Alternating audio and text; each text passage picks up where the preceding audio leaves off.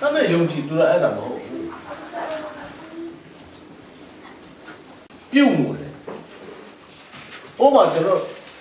那他们啥没光，现在呢，他们啥不变了，落下来，好了不啦？米不讲不要了，所以你表母个，嘛表母看，米不讲没要看嘛，现啥母个我来嘞，好了不啦？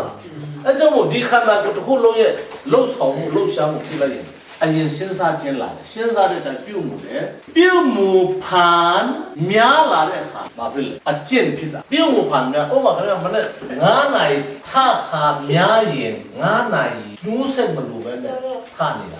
好了不啦？说啊，见皮多的，那种路的我都把我个，这户户路进包面来的哈嘛，啊见个皮来的，啊见巴来的不？讲明啊见个家来的哈嘛，把皮来说。沙利达皮的，沙利达说了把来说了，马路边么你那要皮的，我嘛，哎呀他妈的嘞，哎呀他妈，哎呀到下面路啊，记得下嘛，嘛到的下嘛动的嘛，那么哎呀到后路都带开了人，人多比，哎呀他妈动你的嘞，哎呀到下面，别人你去不来说，想哪里瞧你看不来不的，我那生意东西比他，哎路标的嘛。都多一到下面路啊，就没到的下嘛，都，哎啦，你到了那年啦呗，哎啦把来说，到下正方面说到了沙瑞达，没到呗么你那呢？对待当属木，米只你来到汉那国当属木变产来的，沙瑞达个东的，哎啦沙瑞达路。我跑了唔对怎么说的？哎，路皮是大家把来说的，米只要你盘身看到，看那多爱用阿巴西的，ဒီအာယုံ၅ပါးအကြိုက်နဲ့အသက်ရှင်တဲ့ကာလပတ်လုံးတရားအမှုတော်ထဲမှာအသက်ရှင်ခြင်းအားနေတယ်။အကယ်၍အာယုံ၅ပါးခွင့်ပြုလို့မကောင်းတာလုပ်ပြန်ရင်ဇာတိထဲမှာအသက်ရှင်တယ်။ဒါနဲ့ပတ်သက်ဘာပြောရှာဘာမေးရှာရှိ။ဆိုတော့သူချုံးတဲ့မတ်ဘုကဘာလဲဆိုတော့အာယုံ၅ပါးဒီလောကကိုဒါမှမဟုတ်ပတ်ဝန်းကျင်ကိုသိစေတယ်ပတ်ဝန်းကျင်အရာကိုနားလည်စေတယ်ပြီးတော့ထိတွေ့လည်းထိတွေ့စေခြင်းနဲ့မြင်ဆန်းစေခြင်းနဲ့ဒါတွေ့တာအာယုံ၅ပါးနဲ့ရှိတော့ခန္ဓာကိုပဲပြီးတော့မှစိတ်ဒီမိမိကိုယ်ကိုသိစေတယ်ဥပမာကျွန်တော်ယောက်ျားပဲကျွန်တော်မိန်းမပဲကျွန်တော်စိတ်တူတယ်ကျွန်တော်စိတ်ရှိတယ်စသည်တော့ကိုယ့်အကြောင်းကိုသိတာကစိတ်ပဲခင်ဗျာပြလို့ရတာဟာမကောင်းတာလုံးပြီးပြီဆိုတော့မှသိစေတာကစိတ်သိတဲ့အတွက်ကြောင့်အဲ့ဒီလုံးတဲ့အဖြစ်ကြောင့်ပါပဲလေစိတ်ငြိမ်ဖို့ဟုတ်တယ်မလားအဲ့ဒါစိတ်ဒါဆိုဘာလို့မငြိမ်ဖို့ဖြစ်လဲဆိုတော့ခင်ဗျားကဆန္ဒကိုအဖို့အမြင်ကနေအတိအမြင်ဆိုတာအရက်ပလဲမြင်တယ်မြင်တဲ့ပုံမှာအတိကအရက်ဖြစ်တယ်လို့သိတယ်အဲ့ဒီမှာတောက်ကျတဲ့ဆန္ဒဖြစ်လာတယ်တောက်လိုက်တဲ့အခါမှာစိတ်မကောင်းဘူးဘာလို့မကောင်းလဲအတိညာကမတောက်နဲ့အရက်တောက်ရင်စီပွားတက်တာလည်းမဟုတ်ပြင်ရတူးတာလည်းမဟုတ်ဆိုအတိပေးပါလေတောက်တဲ့အခါမှာအထက်ဝိညာဉ်ကမပျော်တော့ဒီဝိညာဉ်မပျော်တော့တဲ့သူကြောင့်အဲ့ဒါကြောင့်အရက်တောက်တဲ့လူဟာတောက်တဲ့အချိန်မူးတဲ့အချိန်မှာစကားပေါ်ပေမဲ့အမှုပြီလာတဲ့အခါမှာစိတ်မလုံတော့အဲ့ဒါမလားကြီးစားစကားမပြောရဲလို့ပြောရအောင်ဆိုအရက်တောက်တဲ့လူကတောက်တော့ကြီးစားစကားပေါ်ပြောတယ်ပြောရင်နဲ့သူကြီးမူးတာနဲ့ပြီလာတဲ့အခါသူကြီးစားတောင်းပါဘာတောင်းပါသူဘာဒီပြောတဲ့စကားများလို့အမားပြောတာတွေပါတယ်ဆိုတာစိတ်ရတယ်အတိပေးလာတယ်ဒီအတိညာကဒီမှာအတိညာရှိတယ်မလားကျွန်တော်မားရှိနိုင်လို့ကျွန်တော်ခုလို့မှာသူရေးစားလဲသူ့ချစ်တယ်ဆိုတာအမားပြောတာလဲသူကအပြစ်လို့အကူရဲ့ချစ်ချပါကြပါချစ်တာကိုဟုတ်တယ်မလားမေတ္တာဒီအပြစ်ရှိတယ်ဟုမထင်တတ်ဒီကောဟန်ဆက်တော့ငယ်လေးပါလေမေတ္တာဒီအပြစ်ရှိတယ်ဟုမထင်တတ်ဟောလေချစ်တယ်ဆိုတော့သူ့ကိုရဲ့မူရလာတော့မှဂျေဇုစကားပြောတာဒီအမားပြောတာတွေမမတ်တော့ဘူးဟုတ်တယ်မလားအဲကြောင့်ဘာမှဒီက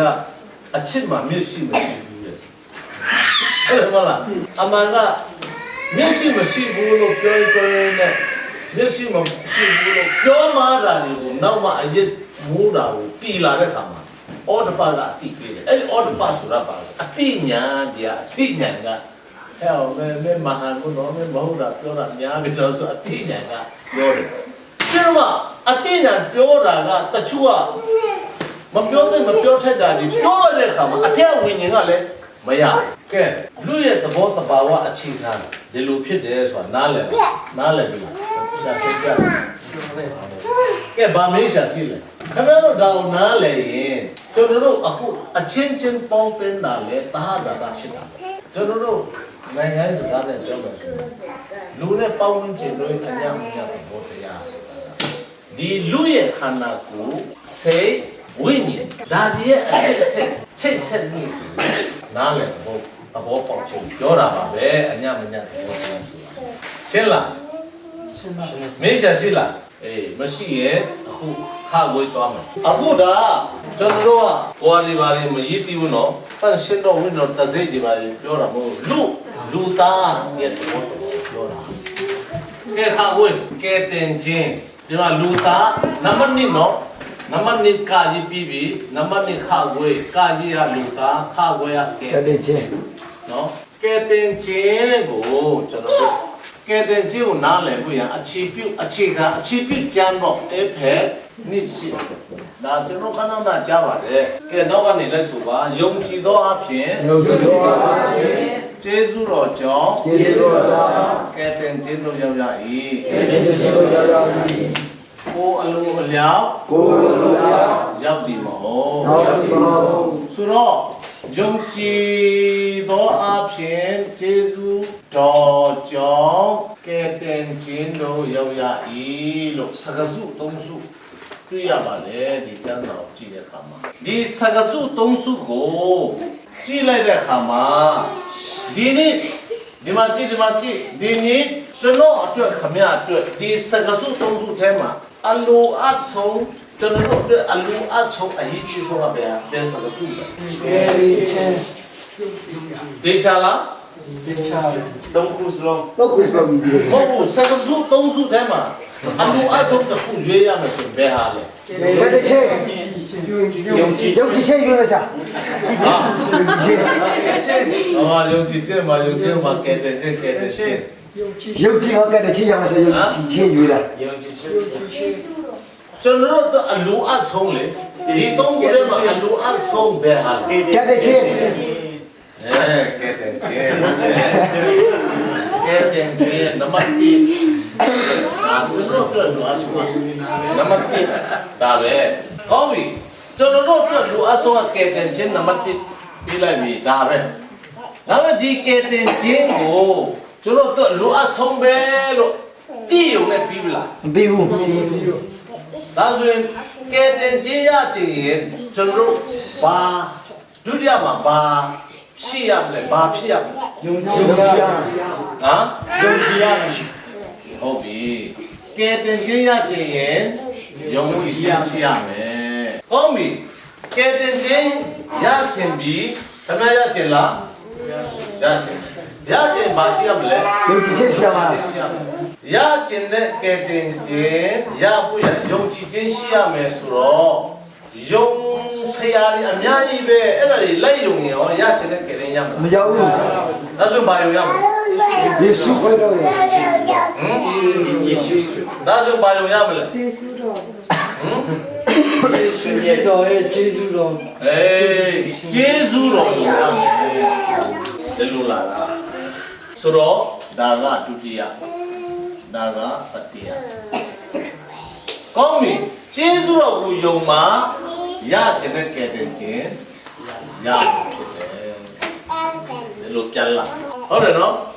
အဲ့ဒါဆိုရင်ကိုရခြင်းနဲ့ကဲတင်ရဖို့ရချူးကြောင်းရဲ့လေပတ်မှုတနည်းအားဖြင့်1 2 3ဆိုတဲ့လေပတ်မှုသိပြီးတဲ့အခါမှာကဲတင်ခြင်းရခြင်းတော့သူဒီယုံကြည်ခြင်းရှိရမယ်ဆိုတော့ယုံကြည်ခြင်းရှိရမယ့်အရာဒီကိုယ်ကြော်ယုံလိုက်နတ်ကောင်းလဲယုံလိုက်ဘုရားဘာသာလဲယုံလိုက်အဲ့လိုဟာမျိုးတွားယုံရင်ရကြတဲ့ကဲရမလားမရဘူးလို့ကျွန်တော်သိတယ်ဆိုတော့ဘာယုံရမလဲကျေးဇူးတော်ယုံရမယ်ဆိုရင်ကျေးဇူးတော်ဆိုတာဘာလဲဆိုတော့စဉ်းစားစရာမဖြစ်ဘူးလားဖြစ်တယ်ကျေးဇူးတော်ဆိုတာဘာလဲခါကွယ်နံပါတ်1ကျေးဇူးတော်ကိုဒီအပေတို့ကြီးဟောကျေးဇူးတော်ဆိုတာနားလည်ဖို့လိုတယ်ကျေးဇူးတော်နားလည်မှာကိုယုံမှ ကိုဘယ်လိုယုံရမှာလဲဆိုတာလဲနားလည်မယ်ပြီးမှရကျင်တဲ့ကဲတဲ့ချင်းလဲရဖွင့်လမ်းပေါက်လာတယ်တကယ်ဖြစ်ပွန့်ထွက်သွားတယ်ဟုတ်တယ်မလားပွန့်ထွက်မျက်စိပွန့်သွားတယ်အဲ့ဒါမို့ကျေးဇူးတော်မူဒီဘယ်တော့နီကောင်းပြီကျေးဇူးတော်ဆိုတာနားလည်ပြီးရင်ဆေရောပြုံကြခန်းကြီးတော့အငယ်14 15ကဲအချင်းမရှိဘူးနောက်ကနေလဲဆိုပါမောရှိသည် မောစေသည် လောနိုင်ဝင်ကိုမြောက်ထားတဲ့ကဲ့သို့ တော်နိုင်လူကိုငါထောက်ကြသော လူသားသည် လူသားသည် မြောက်ထားခြင်းကိုခံရမည် ရောက်သောခြေကိုခံရမည် အကြောင်းမူကား အကြောင်းမူကား သားတော်ကိုယုံကြည်သောသူပေါင်းတို့သည် ဘာတော်ကိုယုံသောသူပေါင်းတို့သည် သာဝရအသက်ကို သာဝရအသက်ကို ရမယ်အကြောင်းသည် ရောက်မည်ကြောင်းသည် သားတော်ဆိုတာခရစ်တော်ပြောတာခရစ်တော်ကိုယုံကြည်သောသူသာဝရအသက်ကိုရမယ်အကြောင်းတီးလို့မပြောခင်မှာမပြောလဲဆိုတော့မောရှိဒီတောနိုင်မှုကိုမြောက်ထားတဲ့ကဲ့သို့ဆိုတော့မောရှိကတောမှာမွေမြောက်ခဲ့ဘူးတဲ့အဲ့ဒါတောလေရာအန်ဒီ21ကိုဖတ်လိုက်အဲ့ဒါရှိနော်အငယ်တိကနေအဆုံးပြဖတ်လိုက်အခါငယ်မများဘူးမရှိဘူးပေါ့နောက်မှဖတ်ပါနောက်မှအိမ်မှာဖတ်ဖို့အားတယ်ပြောချင်တာကမောရှိကတောမှာမွေမြောက်တဲ့အကြောင်းတောလေရာကျမ်းဆိုင်ဆက်ပြီးထဲမှာရေးတယ်ကဲအခုဒီဇာနာတော်ကျွန်တော်မင်းကိုမင်းမယ်အခုမင်းကိုမင်းနဲ့တွေ့ရှင်းပြမယ်ဣဒလလူမျိုးတွေကခါနန်ပီပြန်နေခါနန်ပီလာတဲ့အခါမှာလမ်းကိုလာမှာဘုရားစကားခဏနားမထောင်ဘုရားတကယ်လည်းမောရှအပြင်တုန်တဲ့နဲ့ဆုံးမတဲ့လမ်းပြတဲ့နောင်တရလိုက်သွားလို့မပြန်လိုက်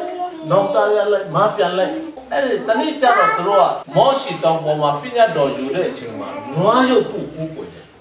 ဘုရားတကယ်ကရုပ်ကိုကိုတယ်ဆိုယွန်ရှာတော်မူကြည့်တယ်ဘုရားတကယ်ရုပ်ကိုကိုတယ်ဒါကတည်းကအဲ့လိုရေးတယ်နော်ရုပ်ကိုကိုကိုချင်ဘုရားတကယ်ကယွန်ရှာတော်မူမောရှမရှိတော့ကသူတို့ကအဲ့ဒီလိုဘုရားယွန်ရှာတဲ့နွားရုပ်ကိုလို့ကိုကိုကြတာဘာလို့သူတို့ဒီပုံလေးရလို့အဲ့ကိုရရုပ်စုကိုကိုတယ်နတ်ကိုကိုတယ်နတ်ကိုကိုတယ်သူတို့အဲ့ဒီအဲ့ဒီဒီတာလေအဲ့ဒီခက်တော့အယူဝါဒအမျိုးမျိုးကိုကိုကြတာအဲ့ဒီစိတ်ကအဲ့ဒီအမြင်ခုနကျွန်တော်တင်ခန်းစာထဲမှာအမြင်အာရုံအမြင်ကြောက်အာရုံထဲမှာကြံလာခဲ့ပါလာခဲ့တယ်ဘုရားကိုယုံကြည်ပြီးဘုရားရွေးချယ်တဲ့လူမျိုးဖြစ်ပါလိမ့်မယ်မယုံကြည်သူတပါးအမျိုးသားရဲ့ဘုရားမျိုးပုံစံတွေသူတို့ကလိုက်လို့ချင်ပြီးတော့မှကူးကွယ်လာတဲ့အခါမှာဘုရားတကယ်ကမီးမွေလို့ကြီးပါတယ်ကျမ်းစာထဲမှာတော့လည်းဆက်ပြီးဖတ်လိုက်မီးမွေဆိုတာအစိတ်ပြင်းတော်မွေပြောတာလောပရမကြိုက်ခိုင်းတယ်သူတို့အီဂျစ်ပြန်နေထွက်လာတော့9သိန်းကျော်တော့လူဦးကြီးအဲ့ဒီ9သိန်းကျော်ထဲမှာကလေးတွေမကြီးတူမင်းမမကြီးတူမင်းကလေးတွေကလေးမကြီးတူပဲအသက်20နဲ့အထက်ရှိတော့ယောက်ျားတွေပဲကြီးတူတာ9သိန်းကျော်ထွက်လာအဲ့ဒီမွေဆိုးကကြိုက်တဲ့အချိန်မှာတဲ့တရက်တည်းမှာလူနာတောင်းတည်တယ်တင်းတို့တနေ့ကုန်နေ့တိုင်းမတာတကြူရတာခရီးဆက်သွားလို့များအဲ့ဒါနဲ့မောရှိကဘုရားကိုတောင်းတယ်ကိုရောလူတွေဟာဒီမှာဒီလူတီကြီးပြည့်စည်မယ်ဆိုရင်နံပါတ်1ပေါ့ဒါနံပါတ်1ဆိုတာကျတဲ့မှာအဲ့လိုမကြီးပါဘူးကျွန်တော်ကနားလည်ပြောဘေးကလူတွေကကိုရောလူတွေကိုမထီလေးစားပြုကိုရောနာမကိုပါရှုတ်ချဆံဖြစ်တော့မယ်ဘာလို့ဘေးကလူတွေကဒီဣသလလူမျိုးတွေဘုရားလူဆိုတာတိတယ်လေအခုဘုရားလူတွေကဝေကိုက်လို့တည်နေတော့ကိုရောကိုတော့ကောကိုရောလူတွေကိုအထင်ပြီးတော့မယ်မောရှအဲ့လိုဆုတောင်းတာပြီးတော့မှတဲ့ဒီမှာတည်စီပစ္စည်းတော့မယ်ဆိုရင်ခါနန်ပြင်လို့ဘယ်လိုရောက်လဲအကယ်ကိုရောဘုရားအလူတော်ရှိလို့မွေကလို့အကုန်လုံးတည်မယ်ဆိုရင်မောရှဘုရားတကယ်လို့ဆင်တော်လို့ကောင်းကင်နာမည်စင်တဲ့မှာကျွန်တော်နာမည်ဖြစ်လိုက်ပါအဲ့တော့ဒီမောရှကလူတွေကိုစားဘုရားရှိမှာလောကစကားနဲ့ပြောမယ်ဆိုမျက်နှာအပူခံတော့ဆုတောင်းတော့မောရှိအဲ့တော့ဒီလူကြီးလို့ရတာမလွယ်ဘူးဆိုအဲ့ဒါဟုတ်တယ်မလားဘောင်းဆောင်လို့ရတယ်ဆိုတာတခါလေကိုလူတွေညံ့ပြင်းတာဟိုကမျက်နှာအပူခံတော့မှာကိုခံရတာဟုတ်တယ်မလားမောရှိဘုရားဆုတောင်းအဲ့တော့ဘုရားကချစ်ချင်းပြောတယ်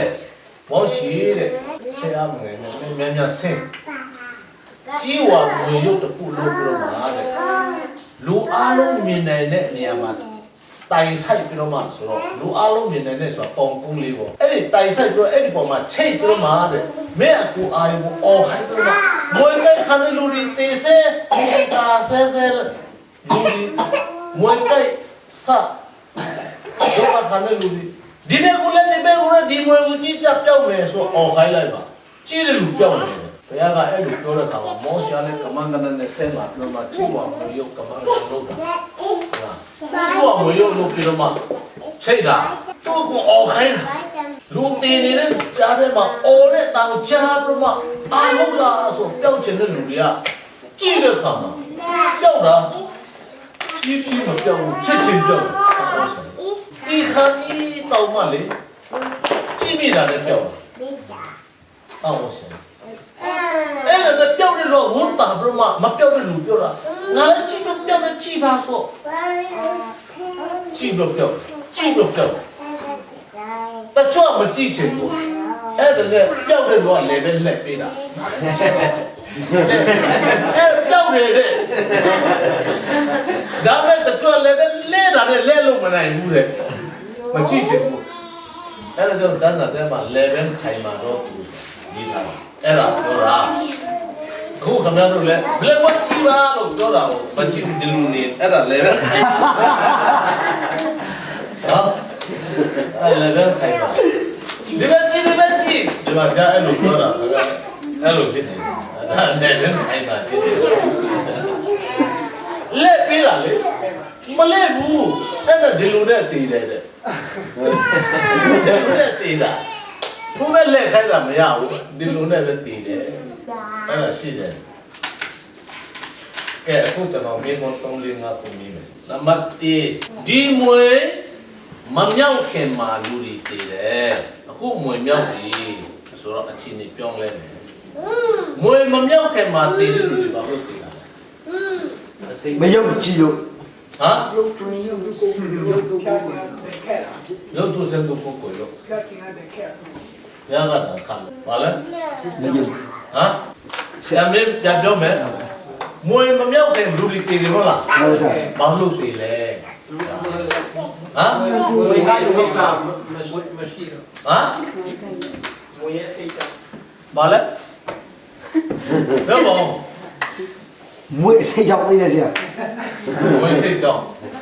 我现在们这点有度。ဒါဆိုကျွန်တော်တို့တော့တာမစားရတော့ဘူးတော့တာစားအောင်ပြောလေ 啊，对了噻，有度不会。不要再有。 မွေကဲလို့တည်တာဘောပါကဲလို့